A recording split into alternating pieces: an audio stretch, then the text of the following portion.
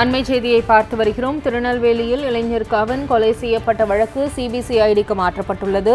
நெல்லை இளைஞர் கவன் கொலை வழக்கை சிபிசிஐடிக்கு மாற்றி டிஜிபி உத்தரவிட்டுள்ளார். இது குறித்த அண்மை செய்தியை பார்த்து வருகிறோம்.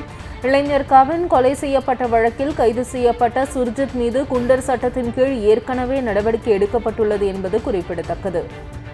கூடுதல் விவரங்களை செய்தியாளர் ரேவதியிடம் கேட்கலாம். ரேவதி, தற்போது கூடுதல் விவரம் என்ன?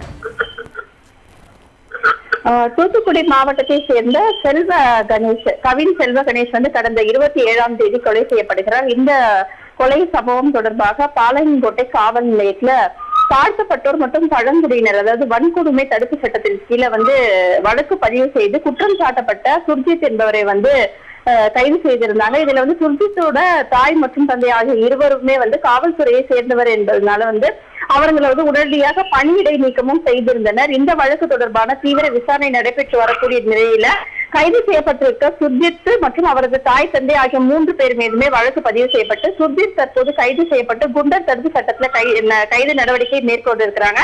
இந்த நிலையில தற்போது இந்த வழக்கை சிபிசிஐடியோட விசாரணைக்காக மாற்றி டிஜிபி அவர்கள் உத்தரவிட்டு இருக்கிறாங்க.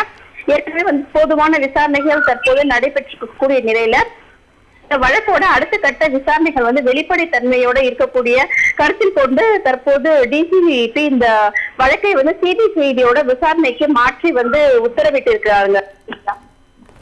திருநெல்வேலியில் இளைஞர் கவன் கொலை செய்யப்பட்ட வழக்கு சிபிசிஐடிக்கு மாற்றப்பட்டுள்ளது. கூடுதல் விவரங்களுக்கு நன்றி ரேவதி.